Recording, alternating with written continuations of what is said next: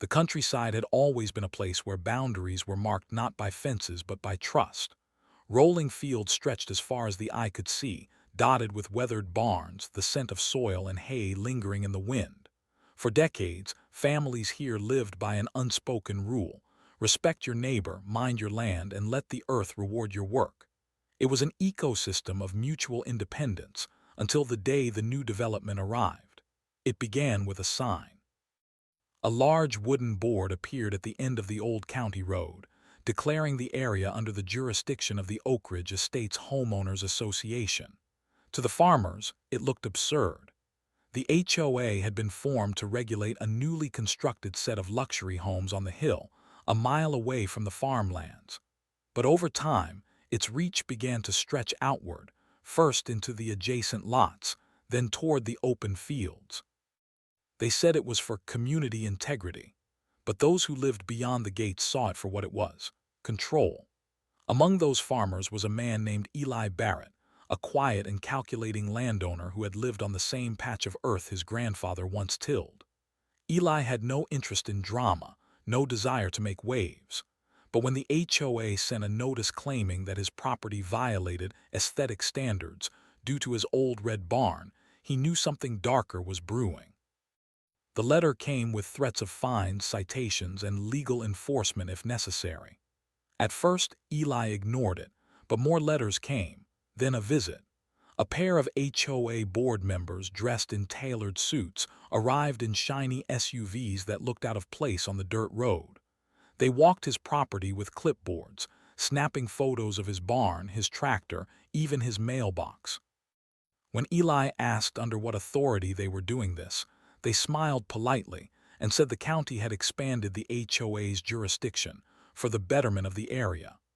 In truth, the HOA had filed quiet amendments with the local planning board, documents full of legal jargon that few rural residents would ever bother to read. They had used loopholes, bribed officials, and bought influence. And now they claimed dominion over hundreds of acres of private farmland that had never agreed to their governance. Within months, fines began piling up for trivial violations: a hay bale stacked too close to the road, a shed painted an unapproved shade of red, a rooster crowing before 6 a.m. For families who had lived on this land for generations, it was an assault not just on their rights but on their way of life. Eli watched as his neighbors struggled. Some paid the fines out of fear. Others fought back and were dragged into court by the HOA's lawyers.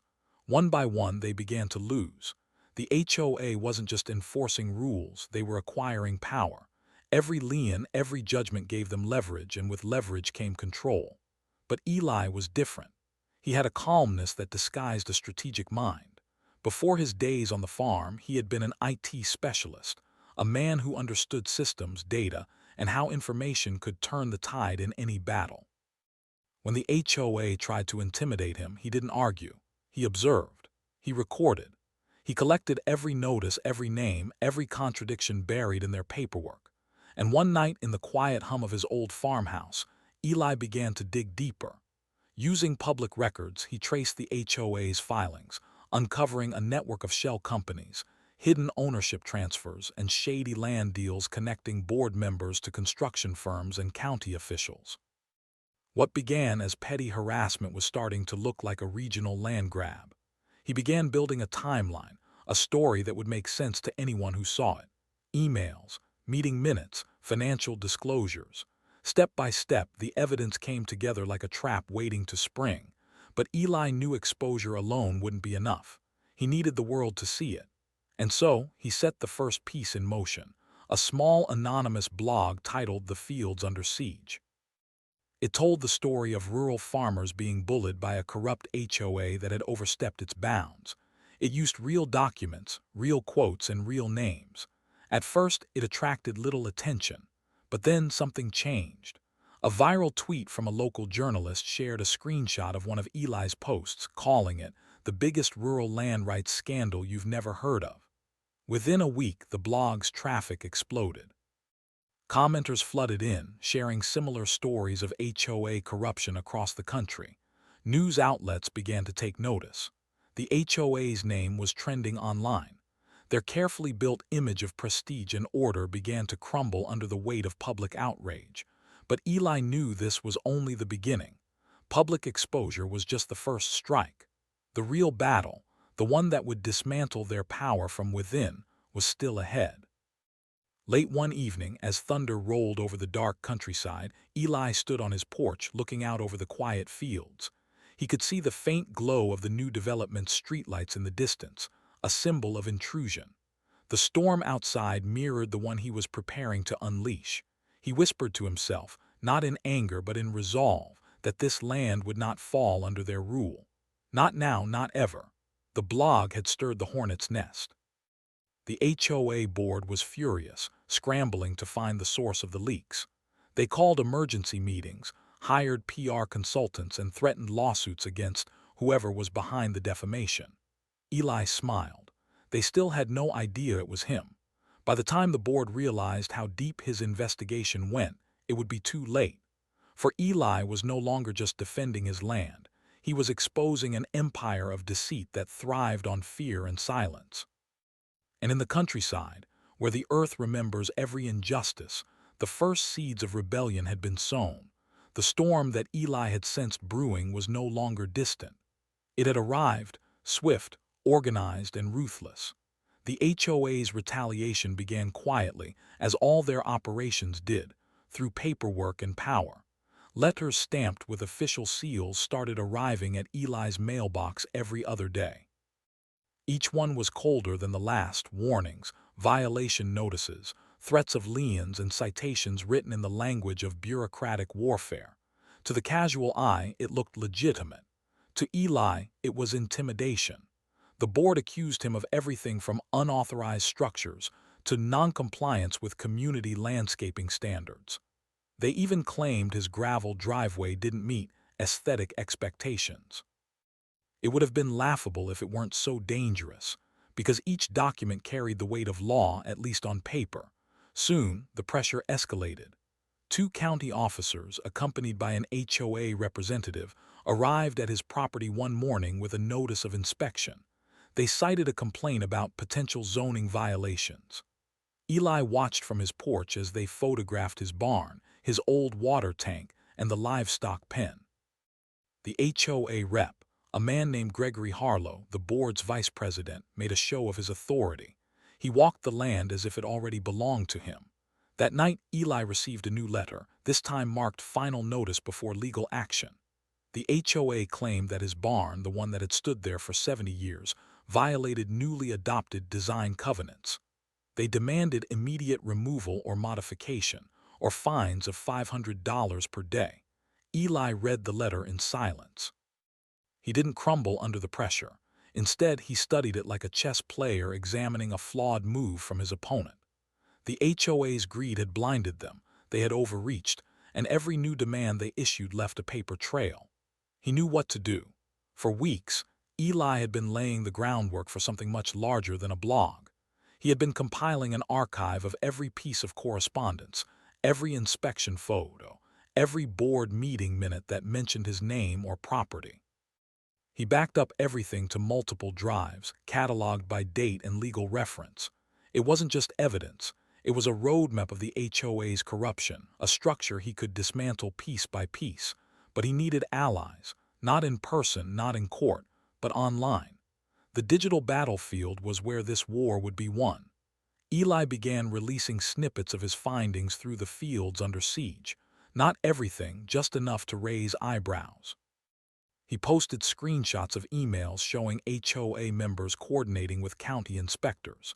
He highlighted inconsistencies in public zoning records. He wrote about how the HOA had altered jurisdiction maps to absorb land they didn't own. Each post ended with one haunting question: if they can do this to one farmer, how many others have already lost their land? The internet responded. What began as a local issue began trending under the hashtag HOA landgrab. Videos surfaced of other rural homeowners sharing similar stories. Independent journalists began calling county officials, demanding answers. The HOA board, once untouchable, was now under a magnifying glass they could not escape. The more they fought back, the worse they looked. when they issued a press statement calling the allegations baseless conspiracy theories.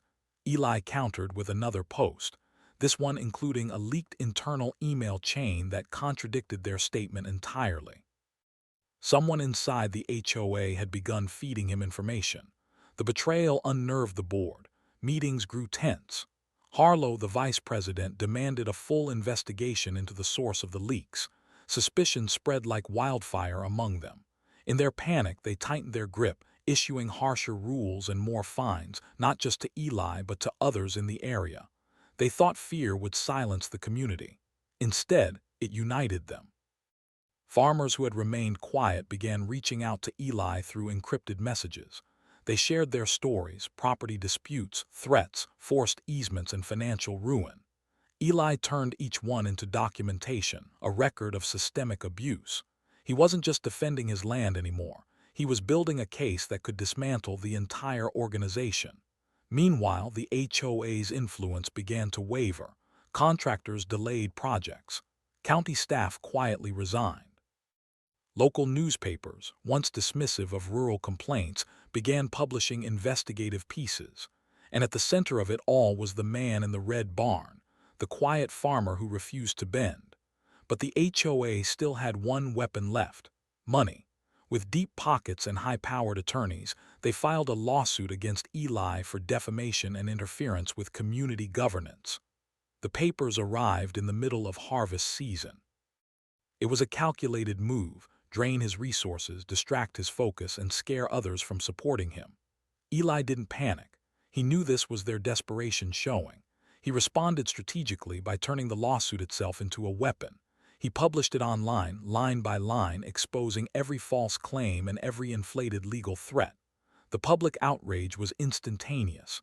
Donations poured in for his defense fund. Lawyers specializing in land rights reached out, offering to help pro bono. The HOA had walked straight into his trap. Behind the scenes, Eli was preparing for something bigger than the blog, bigger than the lawsuit. He was crafting a documentary, a full digital exposé that would reveal everything. With the help of a few independent journalists and drone footage from neighbors, he began piecing together a visual record of how the HOA had invaded the countryside. The film would show everything: the forged zoning maps, the intimidation tactics, the way they had infiltrated local government. And once it was ready, it would be released to millions. But before he could finish it, the HOA made their boldest move yet. Late one night, several black SUVs pulled up near his property. Security contractors, hired by the board, claimed they were there to secure a boundary dispute. In reality, they were there to send a message. They tore down the mailbox, photographed his home, and left a printed letter on his gate: cease and desist all defamatory activity immediately. By morning, the letter was viral. Eli had filmed the entire event from hidden cameras on his property. The footage spread like wildfire, armed contractors intimidating a lone farmer in the middle of the night. It was the HOA's final mistake. Public opinion turned completely against them. Sponsors withdrew. Local officials distanced themselves.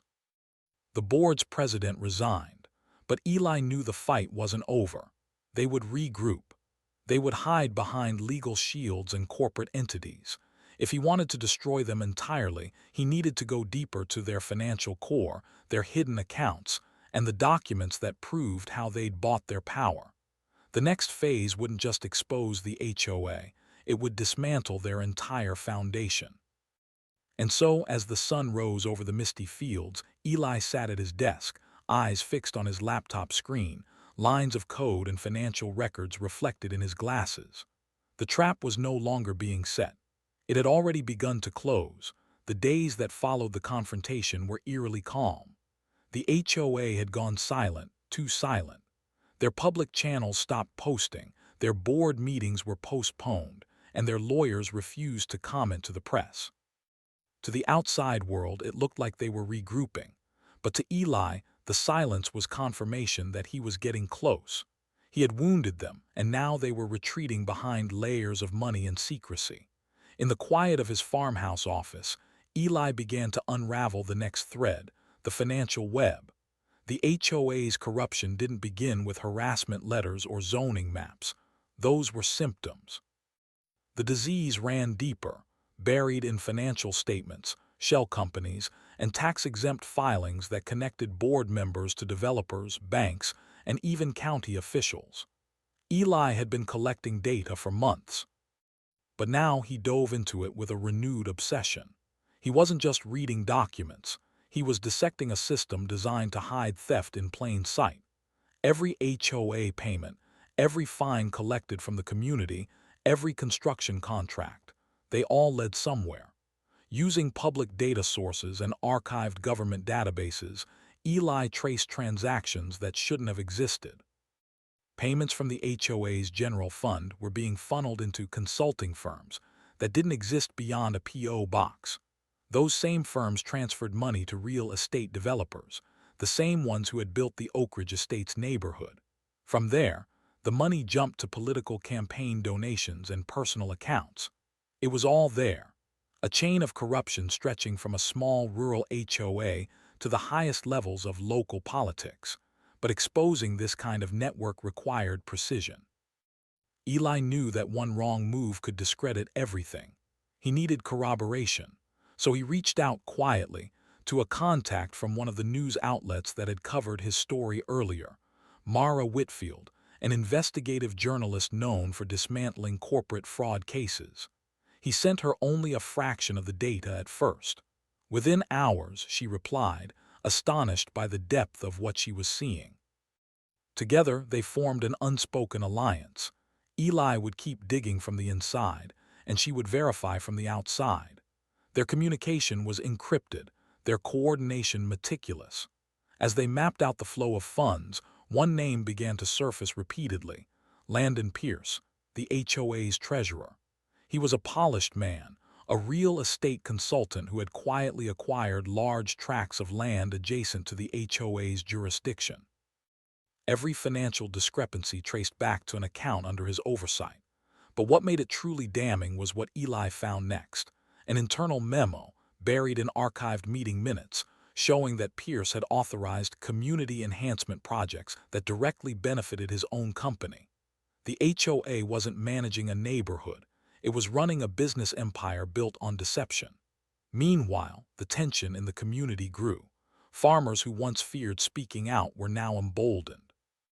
They began organizing, holding town meetings without the HOA's approval. Someone printed posters that read, "We don't answer to Oak Ridge Estates." Local radio stations broadcasted updates on Eli's battle. What had started as one man's fight for his land had become a movement for independence. But as the truth edged closer to the surface, the opposition turned sinister. Eli noticed strange cars parked along his dirt road, headlights off, engines running late into the night. His internet connection would cut out at odd hours. One morning he found the tires on his truck slashed.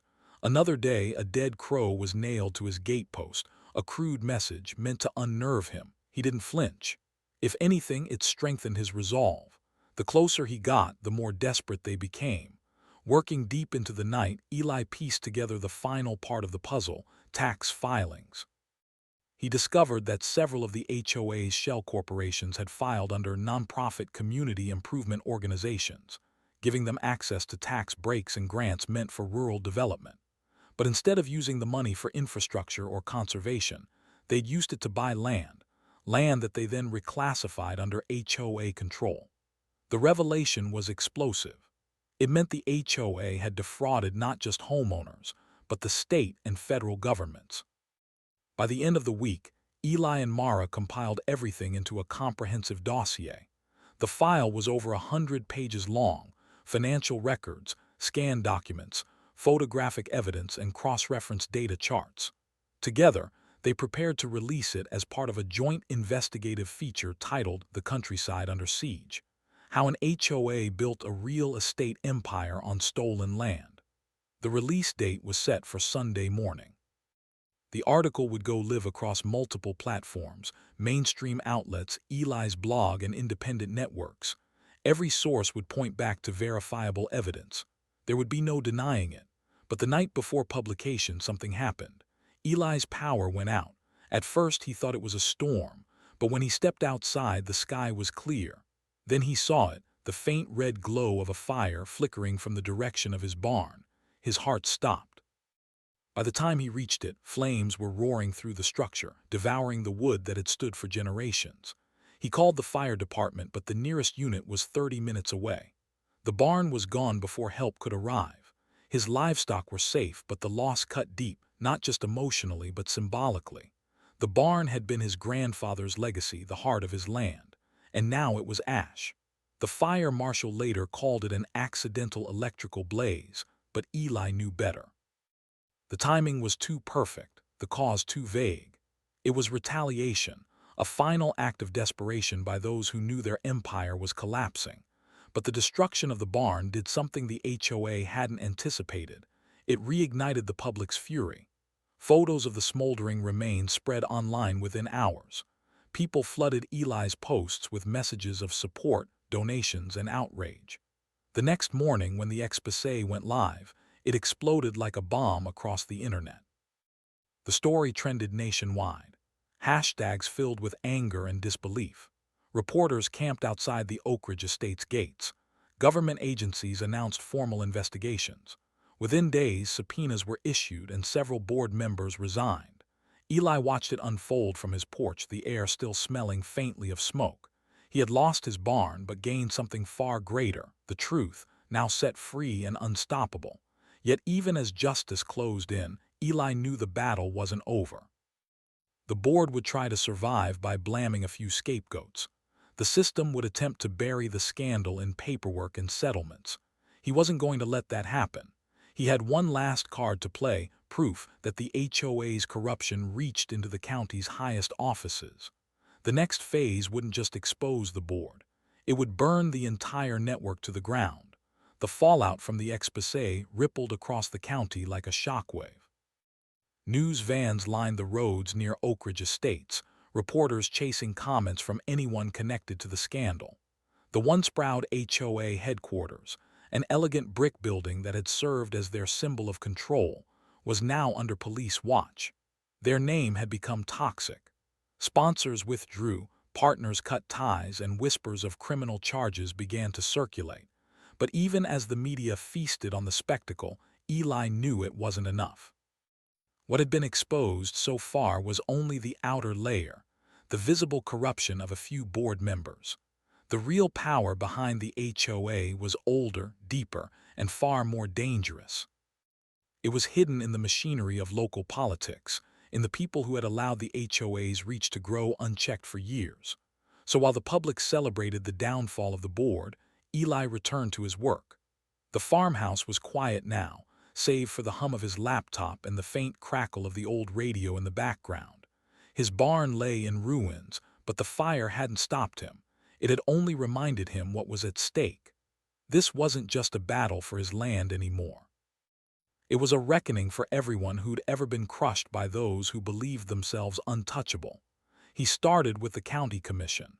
Every expansion of the HOA's jurisdiction had required official approval, yet no records of public hearings or community votes existed. Instead, Eli found minutes from private advisory sessions, held months before each expansion.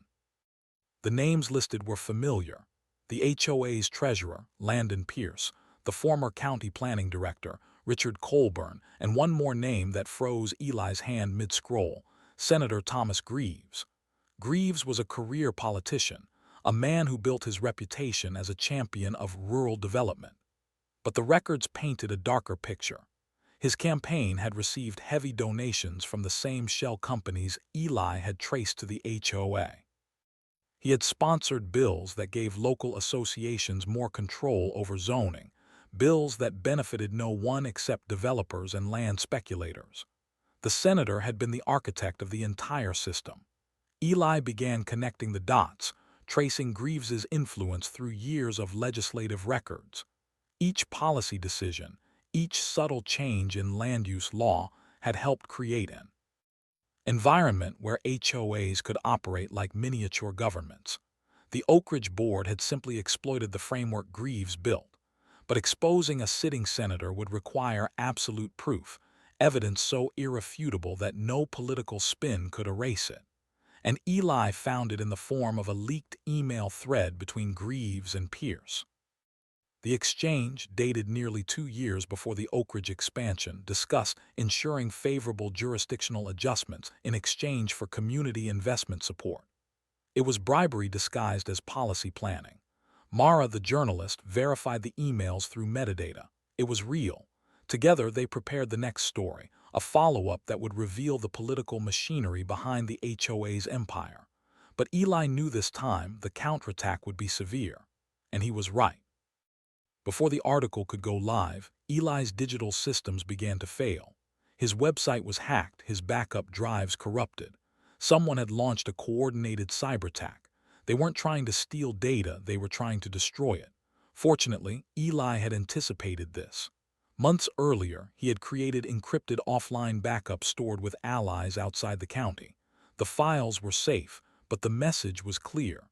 The people he was targeting had reached far beyond the countryside. Then came the smear campaign. Anonymous posts flooded social media, claiming Eli had fabricated evidence that he was a disgruntled former HOA member seeking attention. Fake news sites published stories about criminal charges pending against him. They called him a conspiracy theorist, a fraud, a man with a grudge. But the truth had momentum now. Too many journalists had seen the files. Too many residents had lived the story firsthand.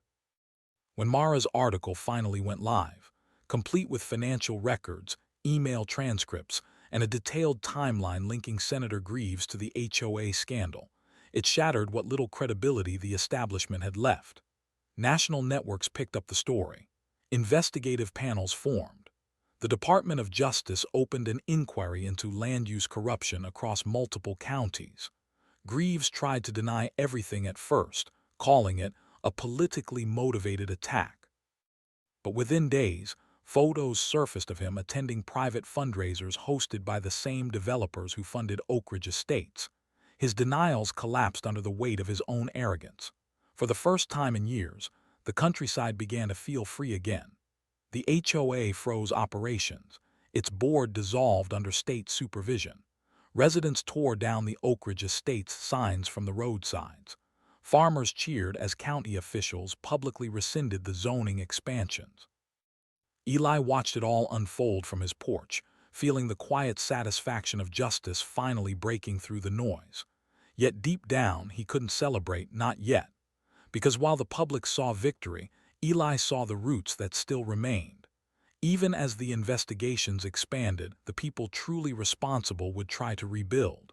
There were other HOAs, other boards, other communities still trapped in the same web. The fall of Oak Ridge was just one battle in a larger war against corruption disguised as governance. That night, Eli received a letter, hand-delivered, no return address. Inside was a single sheet of paper with one sentence written neatly across it. "You've won the battle, but not the war. Some of us aren't done with you yet." No name, no signature, but Eli didn't need one. He recognized the tone. The old guard was angry, desperate to protect what little power they had left. He placed the note in his drawer and locked it away. They had threatened him before. They had burned his barn, smeared his name, and sent men to his land in the dark of night. And yet, he was still standing. The next morning, he made a call to Mara. It was time to move from exposure to reform. If the system allowed HOAs to become this powerful, then the system itself had to change. Together, they began drafting a proposal, a new set of state laws that would redefine how property associations operated, stripping them of unchecked authority and restoring rights to private landowners. The movement spread faster than anyone expected. Rural communities from across the state joined the cause. Town hall meetings filled with farmers, veterans, and homeowners demanding change. Eli's name became a rallying cry for property freedom. And though he never sought fame, he became a symbol, the man who exposed them all. But behind the victory, shadows still moved. In the capital city, quiet meetings resumed. Developers whispered of restructuring. A new entity was forming, different name, same purpose. The system was adapting, preparing for its next phase. Eli knew this wasn't the end. He could feel it in the air, the calm before the next storm. The countryside had won its first taste of freedom, but freedom always demanded vigilance. And Eli Barrett, the quiet farmer who had once only wanted to be left alone, was ready to fight again, this time not just for his land, but for every piece of earth still under the shadow of men who mistook power for ownership. The months that followed the exposure of Senator Greaves and the Oak Ridge Estates HOA were a blur of headlines, investigations, and public outrage. What began as a local rebellion had ignited a statewide reckoning. News channels called it the Rural Rights Revolution. Across the countryside, communities rose up against HOAs, filing petitions, demanding reform, and sharing their stories under the banner Eli had unknowingly created: Free the Land. Eli Barrett had become a name spoken in town halls and courtrooms alike, not as a politician, not as an activist, but as a symbol of defiance. The man who had once been targeted for having a red barn was now being asked to testify before the state legislature. He hadn't wanted it. The attention, the cameras, the crowds, it wasn't his world. But he understood something crucial. If he didn't stand in those halls himself, the people who caused all this would rewrite the story. They would bury the truth beneath committees, paperwork, and polite handshakes. So he went. The Capitol was everything the countryside wasn't: steel, glass, and noise. On the morning of his testimony, he walked into the grand state building wearing a plain flannel shirt and boots still dusted with soil. Cameras flashed as he entered the chamber. Senators and representatives filled the long wooden desks, faces unreadable. Behind him sat farmers, homeowners, and small-town residents, people who had driven for hours just to be there. The hearing began with formality, but when Eli took the microphone, the room changed. He didn't speak like a politician or a lawyer. He spoke like a man who had lived what others only read about. He told them about the letters, the inspections, the forged jurisdiction maps, and the fire. He told them how the system had been built not to protect property owners, but to control them. Every word echoed in the chamber, heavy and real. When he finished, there was silence. Even the politicians, many of whom had profited from the very system he was condemning, couldn't hide their discomfort. Then the questions began. Some were supportive, others were traps, but Eli didn't flinch. He answered each one with facts, evidence, and the quiet force of truth. By the end of the session, the legislative committee had no choice but to act. A bill was introduced that day, the Landowner Protection and Transparency Act, drafted with Eli's input and supported by a coalition of reformists and journalists.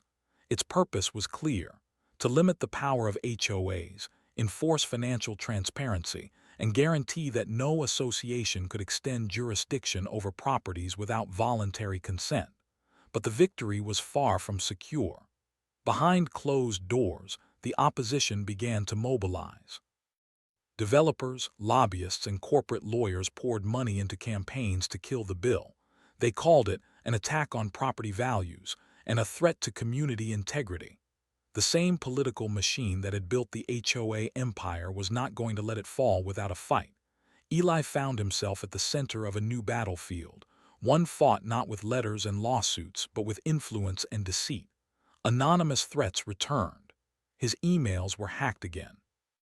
Rumors spread online claiming he was profiting from donations, that he had sold out to special interests. TV pundits accused him of rural populism. It was a campaign of distortion designed to break public trust in the man who had exposed them. But Eli didn't back down.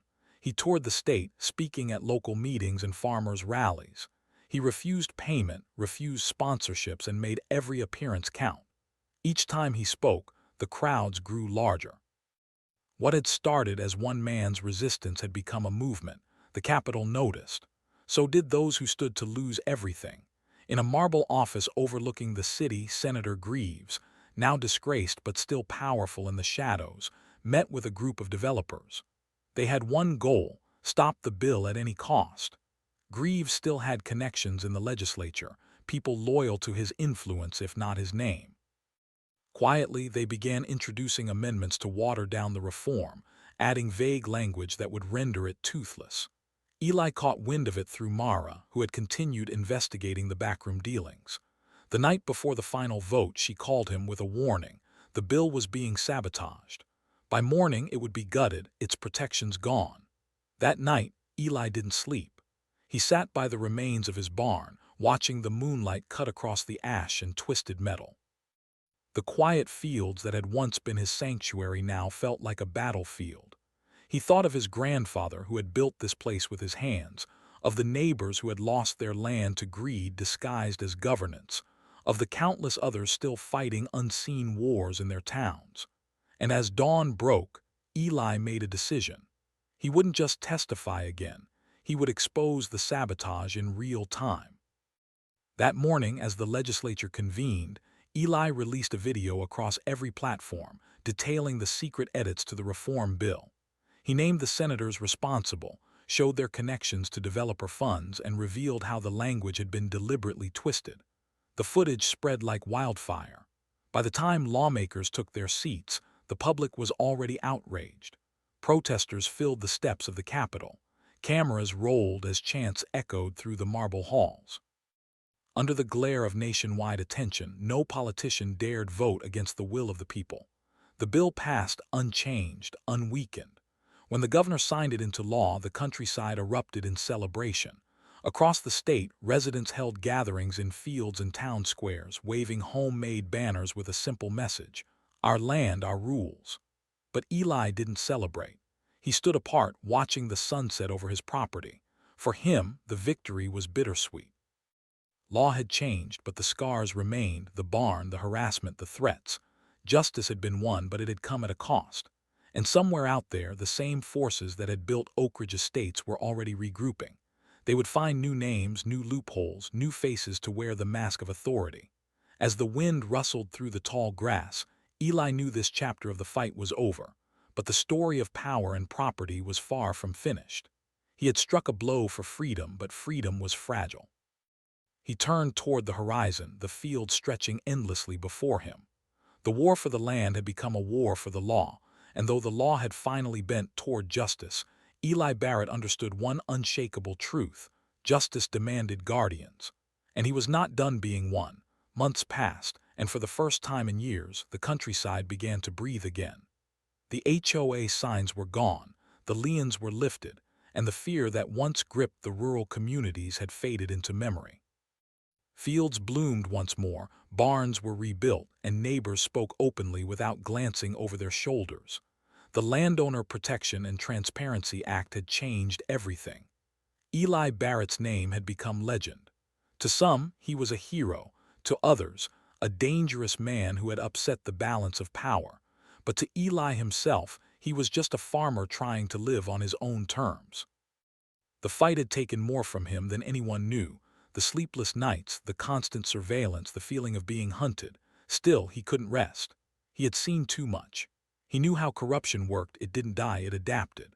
In the quiet hours of dawn, when the fog rolled low across the fields, Eli often sat on his porch, watching the horizon with wary eyes. He had rebuilt part of his barn, not to its former size, but enough to stand as a symbol, scarred but unbroken. Inside, he kept his records, his files, and every document that had brought down the Oak Ridge Empire. He called it his archive of the fallen. The state had launched multiple investigations based on his work. Several former officials were indicted, including Senator Greaves, who was finally charged with fraud and conspiracy. His empire of influence crumbled under the weight of evidence. Developers fled the state. The Oak Ridge Estates board members were banned from serving on any HOA ever again. It should have been enough, but then came a new name. A journalist friend of Mara's reached out one evening with a warning. There was a new organization forming quietly in the background, a coalition of developers, financial firms, and community organizations. Their mission was to rebuild trust between local governance and private landowners. The name was the Alliance for Property Progress. To the public, it sounded harmless. To Eli, it sounded like rebirth. He dug deeper, and what he found confirmed his worst fears. The alliance was led by former investors of Oak Ridge Estates and advised by a consulting group once owned by Landon Pierce, the disgraced HOA treasurer. The same players had simply changed their nameplates, polished their language, and moved back into position. They weren't retreating, they were reinventing. Eli felt the old anger return, but this time something colder came with it: exhaustion. He had fought for years, won the war, changed the law, and yet here it was again, the same greed wearing a different suit. He began to question what victory even meant, but then he received a letter in the mail, handwritten. No official stamps, no threats, just a few sentences from a man he had never met. It read, "Mr. Barrett, I'm a landowner 3 counties south. They're trying to take my property using new zoning rules. I don't have your resources or your voice, but your story gave me courage. Thank you for showing us we don't have to bow down." That letter changed everything. Eli realized that the fight had never truly been about destroying the powerful. It had been about giving the powerless a voice. He didn't need to chase every shadow of corruption. He needed to build something that would outlast it. So he did. With Mara's help, Eli founded the Freehold Project, a nonprofit dedicated to educating landowners about their rights, helping them access legal aid, and exposing new forms of property abuse. Within months, the project gained traction. Communities from across the country began reaching out, sharing their stories, pooling their evidence, and demanding reform in their own states. The media called it the Barrett Doctrine, a grassroots revolution built not on politics but on principle. But power doesn't surrender quietly. Late one evening, as Eli was leaving a town meeting, a black sedan pulled up beside him. The window rolled down just enough for a voice to speak, a smooth, familiar tone. "You've done enough, Mr. Barrett. Leave it here or it won't end as neatly next time." The car drove off into the darkness. No plates, no faces, just the echo of a warning that felt all too familiar. Eli didn't report it. He didn't tell anyone. He simply went home, stood on his porch, and looked out at the land that had cost him everything. The sky above was wide and silver, stars scattered like fire across the black. In that silence, he understood what every man who had ever stood against tyranny eventually learned. Victory was never permanent. It had to be protected again and again by those willing to bear the weight of it. So he wrote a final entry on the fields under siege, his blog that had started it all. It wasn't an exposé or a rallying cry or a declaration of war. It was a letter to those who would come after him. He wrote, "They'll come again. They always do.